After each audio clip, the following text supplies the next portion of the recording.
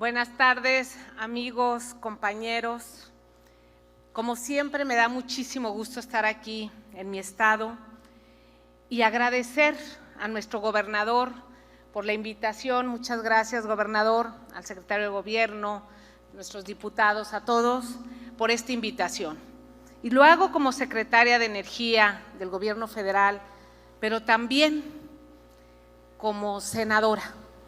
Tengo esta responsabilidad, doble responsabilidad de estar aquí, senadora electa con licencia, aquí con mi compañero Ricardo Agüed también, y comentarles, sí, Ricardo,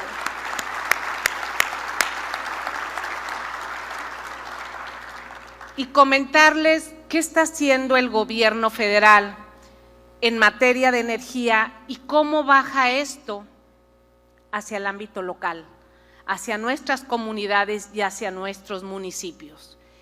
Y hace justamente una semana, tanto el gobernador como yo hicimos una gira con nuestro presidente de la República, directamente para beneficiar a todos los municipios de México. Y les voy a comentar qué estamos haciendo, cómo se está viviendo en este momento una crisis energética mundial, cómo nos está afectando a todos los ciudadanos del mundo. Hay una inflación altísima en todos los países por dos temas: el tema energético y el tema alimentario.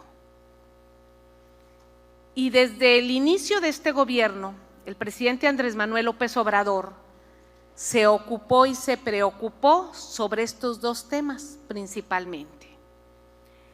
El primer tema de los combustibles, cómo nos afecta a los municipios, a los ciudadanos, a los gobiernos estatales y municipales y federales, el alza en los precios de los combustibles. Y el precio del combustible está relacionado con el precio internacional del petróleo. Hemos vivido en este gobierno una espiral durísimo. Antes de la pandemia, en el 2019, traíamos el precio del petróleo alrededor de $50 por barril. En abril del 2020, cuando toda la humanidad nos resguardamos, el precio del petróleo cayó a cero. Nunca había pasado que el precio del petróleo estaba en menos cero. ¿Qué quiere decir? Que incluso pagaban por ir a sacar el petróleo de un país. Fueron días en abril del 2020 muy fuertes, muy duros, en las negociaciones de la OPEP. Y México, como todos sabemos, México fue un factor muy fuerte en esa negociación. El presidente López Obrador habíamos invertido para frenar la declinación petrolera que traíamos en Pemex. Se había invertido mucho dinero. Cuando viene este tema de la pandemia y nos piden que cerremos la producción de 350,000 barriles. Lo cual es muy complicado técnicamente y muy complicado económicamente. Fueron 3 días de negociación muy fuerte, todos los países productores aceptaron enseguida y los únicos que no aceptábamos éramos nosotros, porque significaba una gran pérdida productiva y económica para México y restituir esos 350,000 barriles era muy complicado. Fueron 3 días y al final la negociación fue exitosa. El acuerdo fueron 100,000 barriles nada más para reducir México por 2 meses. Y de ahí firmamos un acuerdo para quedar en una plataforma de producción de 1,750,000 barriles por 2 años. Y lo estamos cumpliendo. Esto, ¿cómo se reflejó en un municipio? ¿Cómo se reflejó en un estado? ¿Cómo se nos reflejó al pueblo de México? Los precios.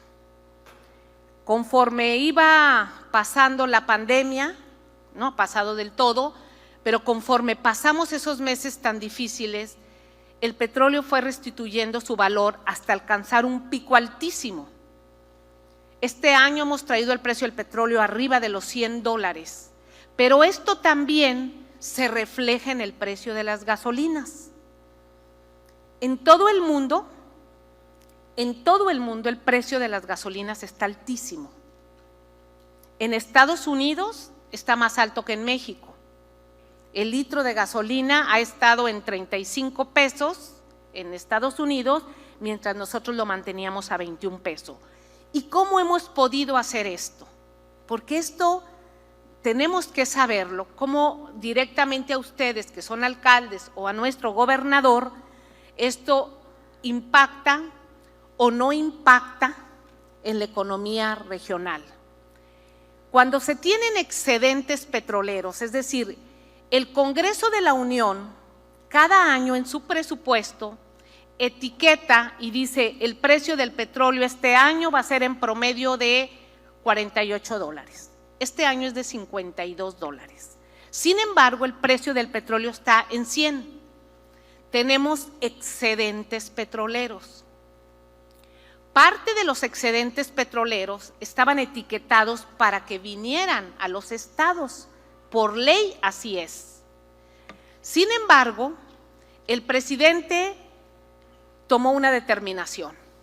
Si nosotros dejamos que el precio de la gasolina fluctúe con el mercado, el precio de la gasolina va a llegar a 40 pesos.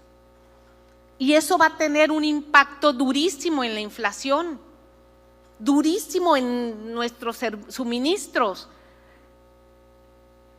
Parte de los excedentes vamos a canalizarlos para subsidiar la gasolina.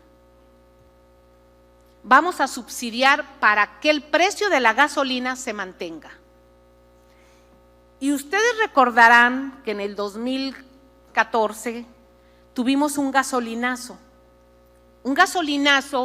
que no había por qué, el precio del petróleo no se había disparado, no había subido, pero fue porque se metió un nuevo impuesto que es el IEPS. ¿Qué hicimos en este momento? ¿Qué estamos haciendo? El IEPS lo hemos utilizado como pivote, como una plataforma. El IEPS no está yendo a Hacienda. El IEPS lo está absorbiendo el precio de la gasolina. ¿Cuándo es cuando el IEPS deja de pasar, de estar en cero con el precio de la gasolina? Cuando el precio del petróleo está en $91. Cuando sube el precio del petróleo arriba del $91, tenemos que subsidiar. Cuando está a $91, ahí el IEPS es cero, no recibe nada Hacienda. Entonces, es muy buena esta reunión, porque todos ustedes manejan presupuesto. Platicando con nuestro gobernador, y me dijo, oye, esto yo quiero explicarlo, yo quiero hablarlo con todos los alcaldes, y lo hago con mucho gusto y además con la doble responsabilidad, como les comenté. En ese sentido, dijimos, bueno, pues vamos a mantener, son meses que se ha mantenido esto.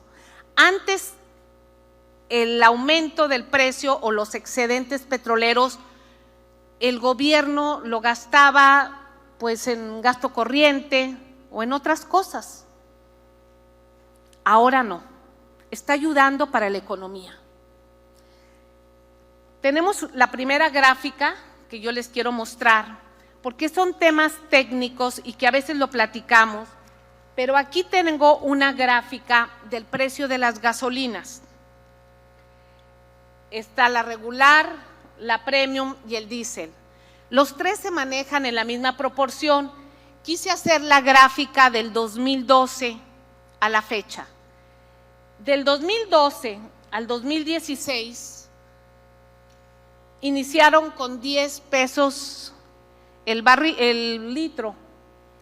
En el 2016 termina en 14, pero en el sexenio pasado es cuando tenemos de 14 pesos hasta 21 pesos, hasta 19 pesos el litro. aquí fue cuando se aplicó el IEPS, aquí fue cuando fue el gasolinazo que se autorizó en el Congreso para meter este impuesto. ¿Qué hemos hecho nosotros? Nosotros llegamos a 21 pesos, tuvimos a 17 pesos el precio de la gasolina, porque si ustedes se fijan, aquí siempre ha subido la gasolina, nunca había bajado el precio. Aquí baja porque es abril del 2020.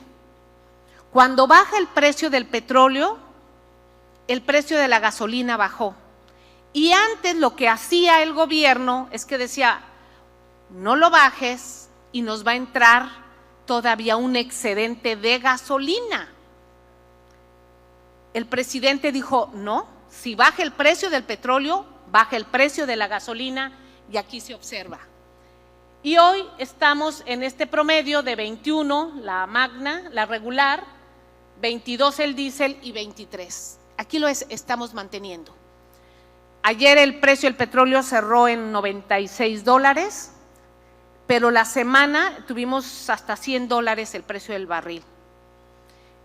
Y estamos manteniendo.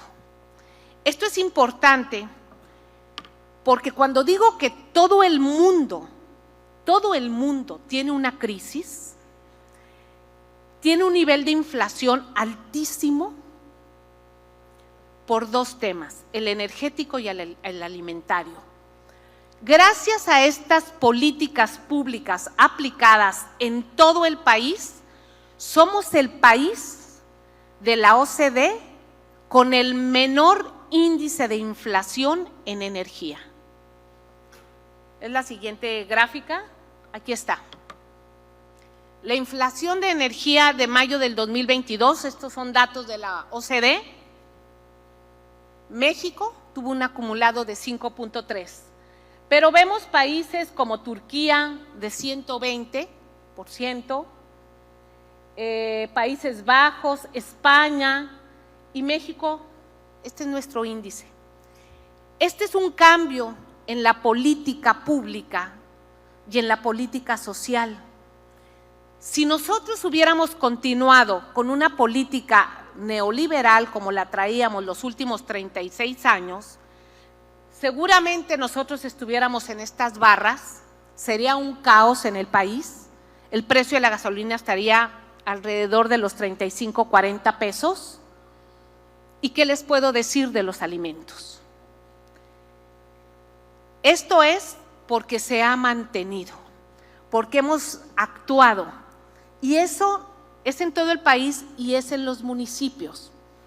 En los municipios ustedes van a ver, oigan, el precio de la tortilla, pues los tortilleros necesitan gas.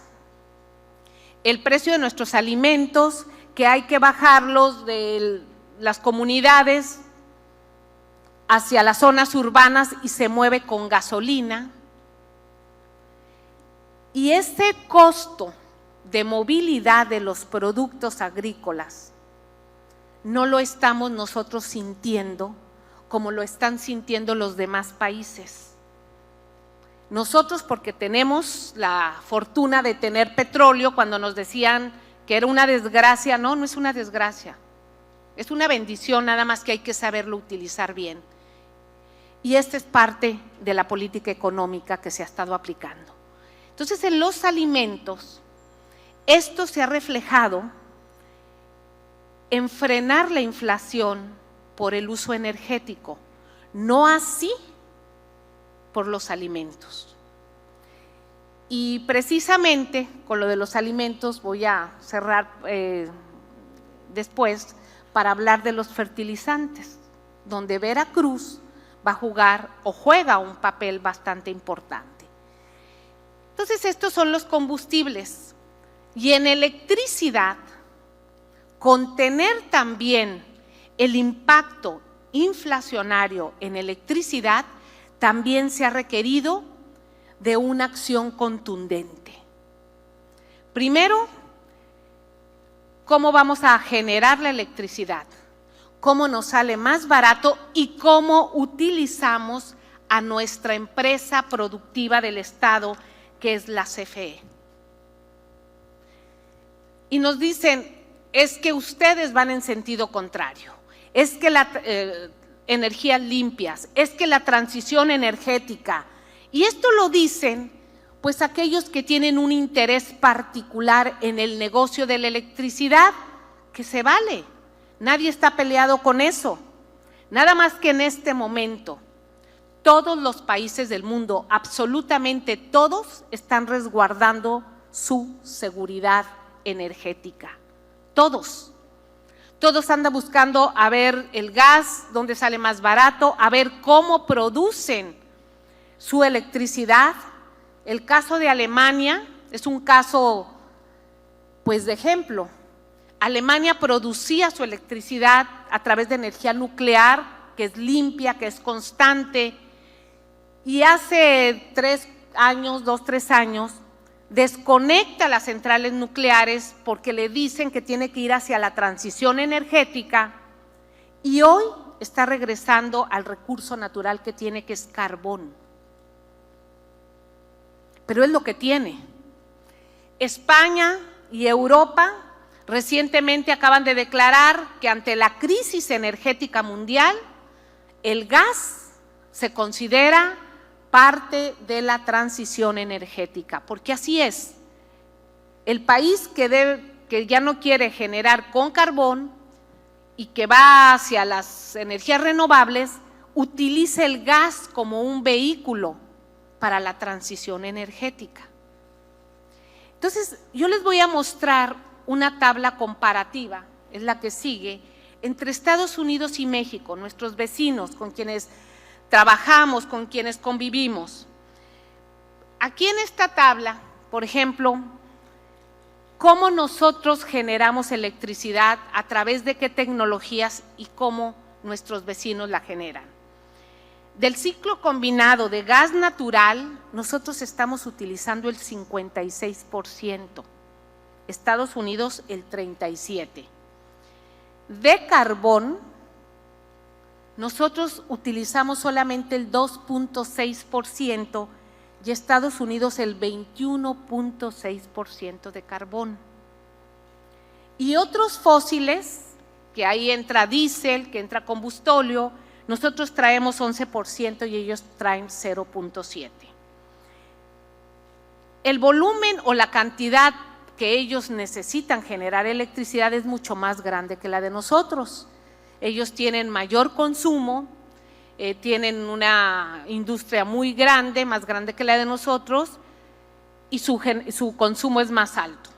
Entonces, esta tabla yo quise mostrarla, porque cada país está haciendo lo que puede y utilizando su propia política. Y esto, para dárselos a conocer aquí en Veracruz, es muy importante. Lo comentaba con el gobernador y me dijo, oye, esto lo tenemos que decir en Veracruz, tenemos que mostrarlo. Claro que sí, a todos ustedes, porque la crisis mundial, pues por supuesto nos afecta a todos nosotros y sobre todo aquí en nuestro territorio. Recientemente también el presidente, ayer, antier, mostró otra gráfica de cómo vamos avanzando en México hacia las energías limpias. Y esto lo quiero recalcar aquí porque nosotros como Estado somos el Estado más energético del país. Aquí hay refinerías, aquí hay complejos petroquímicos, aquí hay centros procesadores de gas, aquí hay campos petroleros, aquí tenemos la única nucleoeléctrica, aquí tenemos los ductos de gas, o sea, somos el Estado con mayor impacto energético en producción y en generación. Y esto es necesario que todos tengamos conocimiento de ello. Y cuando nos dicen es que se contamina, pues no, hemos ido caminando. La siguiente gráfica, por favor, la otra, esa. Esta gráfica la mostró el presidente hace 2 días. En el 2018, nosotros recibimos la generación con 22.5% de energías limpias. ¿Qué son las energías limpias? Pues aquellas que no utilizan residuos fósiles y están las eólicas, las solares, la nuclear, la geotermia. Nosotros traemos en eso bioenergía el 22.5 en el 2018. El 21, en el 2021, en diciembre, cerramos con 29.5%.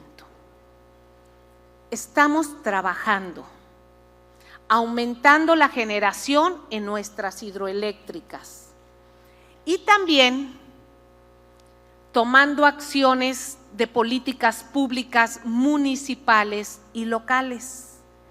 Por ejemplo, aquí en Veracruz, a través de la gestión directamente de nuestro gobernador, se han aplicado 2 proyectos que son fondos federales muy importantes. El primer fondo, que se llama el FESUO, Fondo Servicio Universal Eléctrico, este lo aplicamos a través de la CFE. Es un fondo que le llega directamente a la Secretaría de Energía y nosotros decidimos que fuera la CFE quien aplicara este recurso. ¿Por qué la CFE? Porque si se lo damos a una empresa, la empresa va, hace un trabajo y no la volvemos a ver. Pero la CFE no, ahí va a estar. Entonces se ha hecho con este fondo cableados, ampliación de la red eléctrica. Aquí fue el primer estado donde se pusieron los paneles solares para los núcleos rurales en Zongolica. Se ha invertido en este fondo 641 millones de pesos.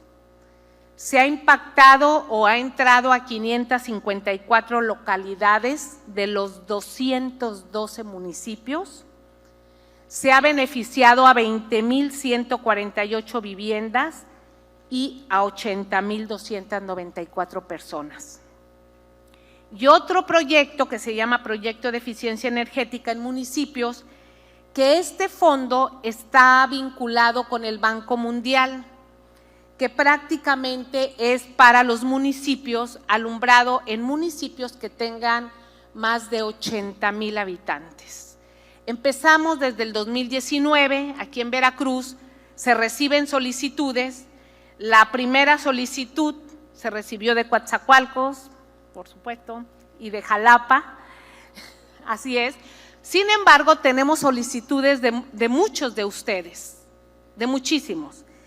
Tenemos ya enlistado, por ejemplo, a Papantla y a Córdoba, que reúnen el requisito que pide el Banco Mundial, a Nanchital y a Minatitlán, que reúnen, y también recientemente entró la solicitud de Tuxpan a este proyecto. El Banco Mundial tiene unas reglas, se analizan las reglas, se decide con Hacienda, y estos son los municipios que se tienen. Hasta ahorita se ha ejercido 186 millones, que es prácticamente para los municipios a fondo perdido, y son 28,260 luminarias. De estas, se ha instalado en Coatzacoalcos, en Jalapa, que en Jalapa nos pusimos a revisar con Ricardo Agüet, porque la calidad de la instalación no cubrió, entonces no se le ha pagado al proveedor. Al proveedor no se le ha pagado hasta que el municipio quede conforme con la calidad, aunque no sea deuda de ellos, aunque no vayan a desembolsar un peso, pero esto tiene que ser bien. Se ha hecho en muchísimos municipios del país, no habíamos tenido problemas hasta ahorita. Por ejemplo, la ciudad de Oaxaca fue la primera que a mí me tocó como secretaria de Energía. Toda la ciudad de Oaxaca se iluminó con más de 16,000 luminarias, quedó excelente también. Entonces, esto es parte también de las políticas públicas que se hacen para los municipios de nuestros estados. Y se hacen con luminarias con alta eficiencia energética que también están contempladas dentro del ahorro de energía y de la transición energética. Por eso era muy importante esta reunión, reportarles y comentar con ustedes. Y cuando me dicen, oye, todo está muy bien, ¿y las tarifas? En este momento, en todo el mundo, es un escándalo las tarifas eléctricas. Nosotros tenemos la fortuna, somos de los pocos países que tenemos la fortuna de tener una empresa estatal del Estado, donde nosotros podemos generar y dar el suministro básico al 99% de los mexicanos en el país. Y también, así como subsidiamos y ajustamos el precio de la gasolina, así es el precio de la electricidad. La siguiente gráfica les voy a mostrar, porque hemos ido actualizando, el precio de la electricidad en diferentes países.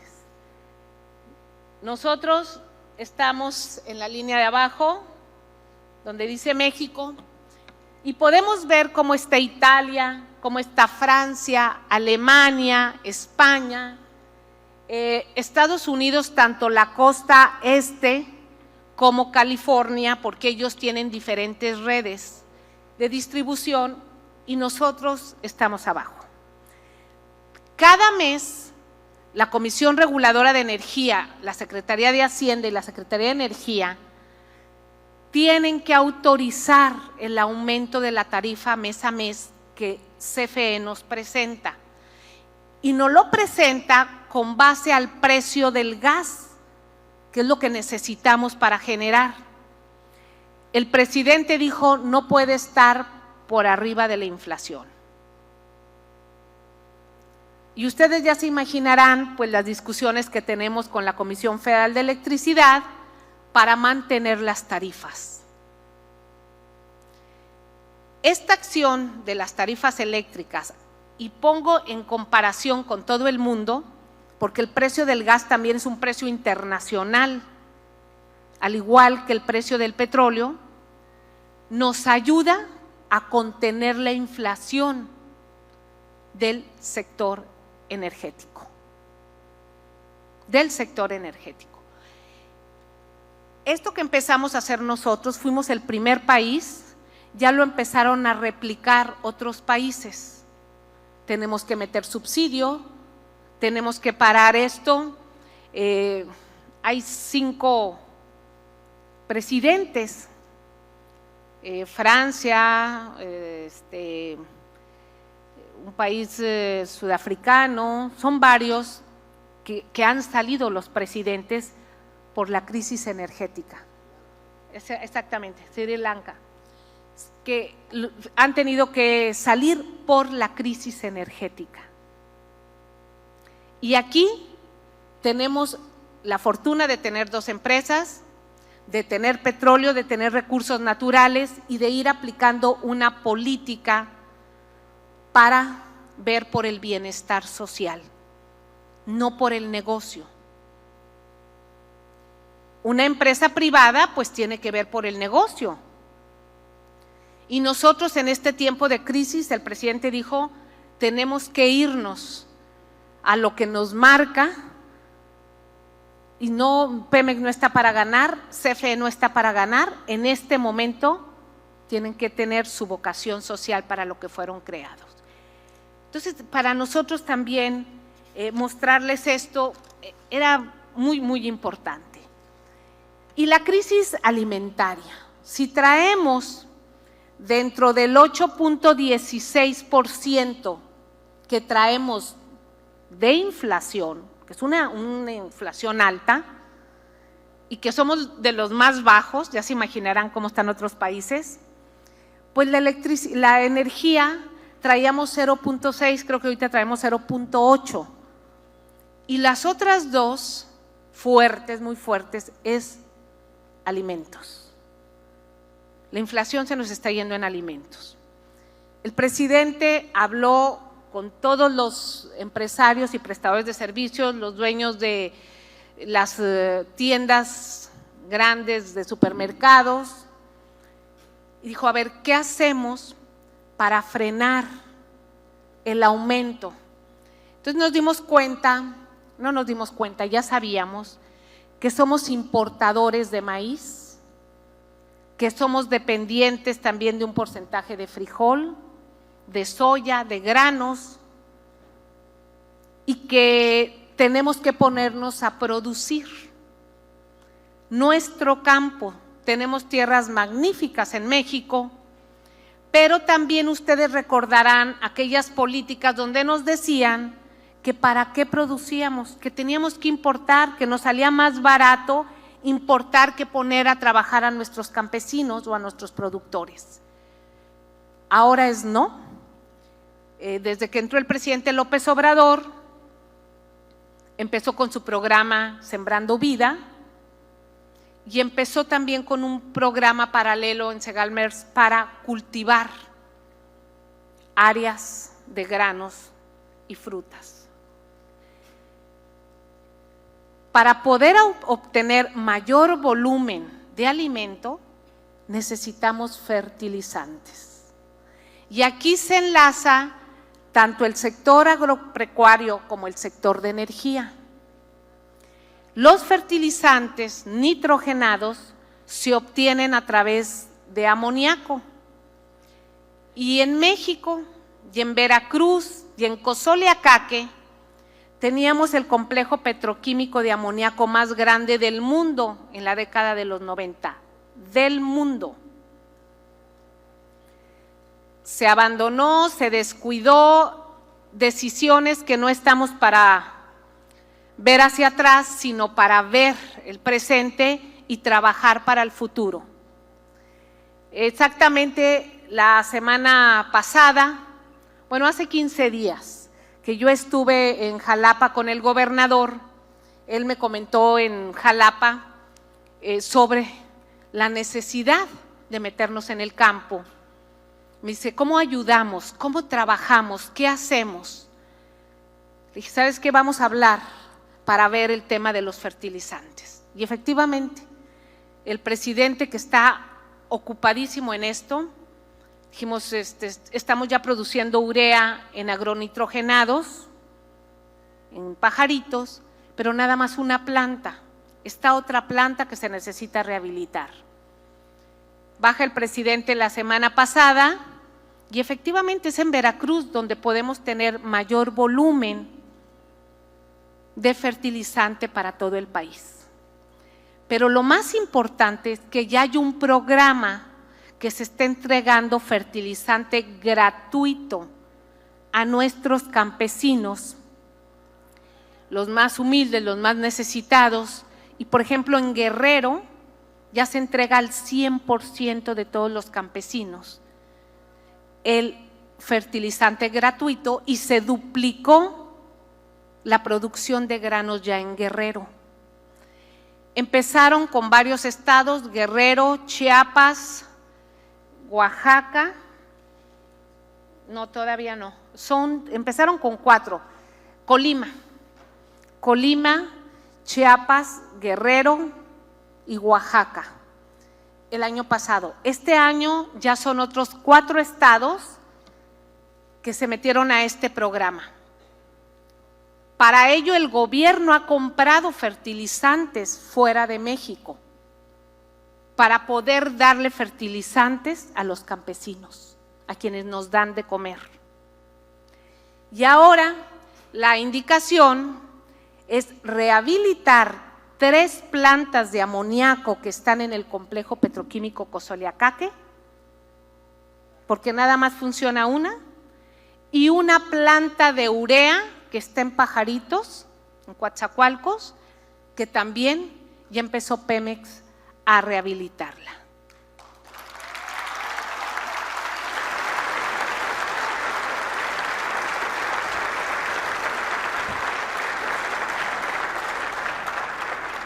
Y el presidente visitó también la zona norte. ¿Qué se necesita para producir amoníaco? Nada más se necesita gas, agua y aire. Entonces, nosotros analizamos con los técnicos de Pemex, si en Tuxpan llega el gas que viene de Estados Unidos, porque ahí tenemos un ducto que llega directo a Tuxpan, pues vamos a rehabilitar, vamos a hacer plantas de amoníaco y de urea también en el norte.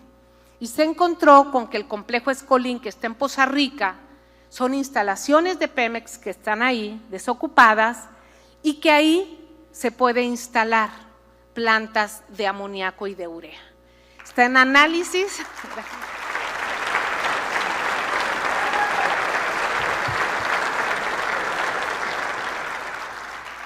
Está en análisis el proyecto, lo está llevando a cabo Pemex con Samsung, que es esta empresa que en los últimos años hizo 2 complejos petroquímicos de amoníaco muy grandes, uno en Bolivia y uno en Arabia Saudita, y Pemex está trabajando con ellos para ver si hay sinergia y si hay algún acuerdo económico y tecnológico. Ahí sí, tanto el presidente como una servidora dijimos, muy bien Pemex, pero tenemos prisa porque el conflicto entre Rusia y Ucrania se va a alargar. ¿Y quién es el país que produce más fertilizante en todo el mundo? Ucrania. Ucrania es el país que produce más fertilizante en todo el mundo.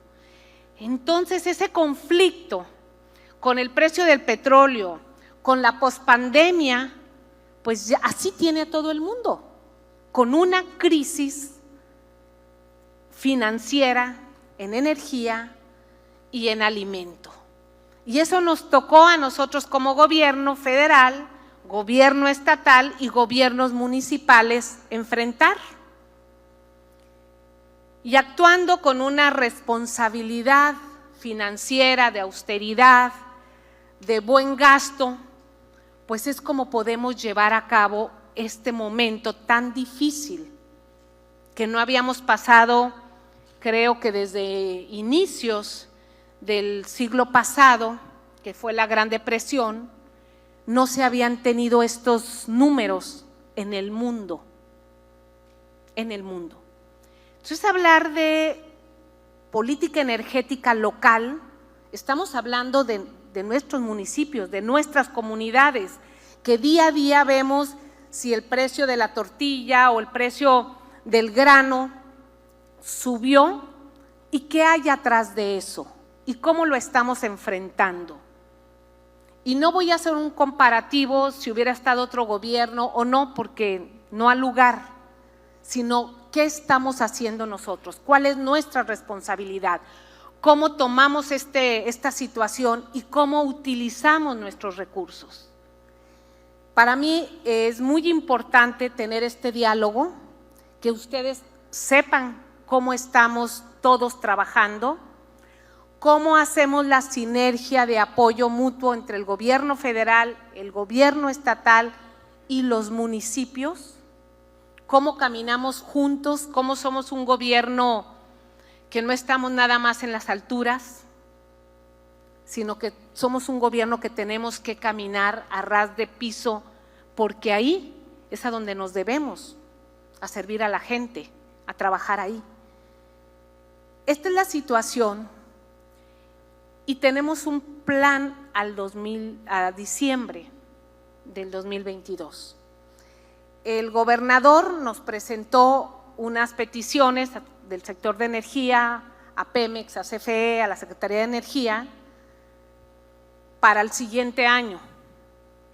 Mañana tenemos una reunión aquí en Veracruz, vienen los directores de CFE, de transmisión, de distribución, de suministro básico, y vamos a tener una reunión de trabajo aquí en Veracruz con la gente de la CFE, el gobernador y una servidora, para analizar los 212 municipios. ¿Por qué? Porque somos un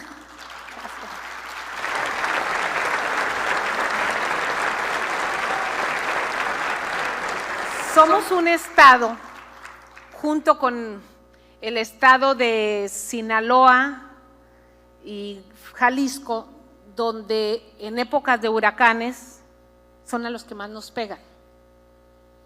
Entonces nosotros cada año tenemos afectaciones en las líneas de transmisión y de distribución en nuestros municipios, porque estamos ubicados aquí en el Golfo de México y tenemos los mejores trabajadores de electricidad del mundo, Cuando decimos que en 6, 8, 10 horas después de un huracán se restablece la electricidad, miren, en Estados Unidos en los huracanes tardan bastantito.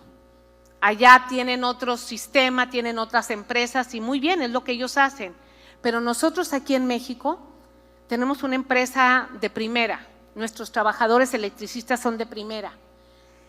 El gobernador me dice, a ver, cada año tenemos esto, nunca se había hecho en Veracruz esta planeación que nos pidió, de revisar con anticipación cómo podemos prepararnos previo a los huracanes, porque los huracanes van a seguir llegando, vamos a seguir teniendo impacto, pero cómo los municipios, sobre todo, pues son todos, desde las Chuapas hasta Pánuco, nos afecta cuando tenemos estas inclemencias del tiempo. Entonces, también vamos a trabajar en esto mañana.